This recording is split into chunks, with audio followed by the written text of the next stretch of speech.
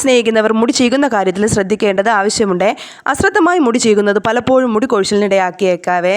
നനഞ്ഞ മുടി ചീകുന്നതും മുടി കൊഴിച്ചിലിന് മറ്റു പ്രശ്നങ്ങൾക്കും കാരണമാവുക. മുടി ഒരുവിധമെങ്കിലും ഉണങ്ങിയ ശേഷം മാത്രമേ ചീകാവൂ. ചുരുണ്ട മുടി ചീകാൻ ബ്രഷ് ഉപയോഗിക്കുന്നത് മുടി പൊട്ടിപ്പോകുന്നതിനും സ്വാഭാവിക ഭംഗി നഷ്ടമാവുന്നതിനും കാരണമാകും. ഒരിക്കലും കെട്ടിവെച്ച മുടിയിലൂടെ ചീപ്പ് ഓടിക്കരുത്. കിളഞ്ഞിട്ടുണ്ടെങ്കിൽ മാറ്റിയ ശേഷം മാത്രമേ ചീകാവൂ. മുടി ചീകുമ്പോൾ ഒന്നിച്ച് ചീകാതിരിക്കുക.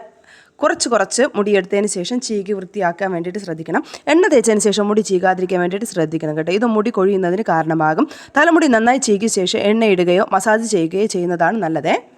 ചീപ്പ് ഉപയോഗിക്കുമ്പോൾ പല്ലകലം കൂടുതലുള്ള ചീപ്പ് ഉപയോഗിക്കാൻ വേണ്ടിയിട്ട് ശ്രദ്ധിക്കണം. ദിവസവും തലയിൽ എണ്ണ തേച്ച് കുളിക്കുന്നവരാണെങ്കിൽ സൂക്ഷിക്കണം കേട്ടോ. ദിവസവും തലയിൽ എണ്ണ തേച്ച് കുളിക്കാതെ ചിലർക്ക് സുഖമായി ഉറങ്ങാനാകില്ല അല്ലേ. എന്നാൽ ഈ ശീലം പിന്തുടരുന്നവർ നിർബന്ധമായി അറിഞ്ഞിരിക്കേണ്ട ചില കാര്യങ്ങളുണ്ട്. അരമണിക്കൂറിൽ കൂടുതൽ തലയിൽ എണ്ണ തേച്ച് ഇരിക്കുന്നത് അധികം നല്ലതല്ല കേട്ടോ.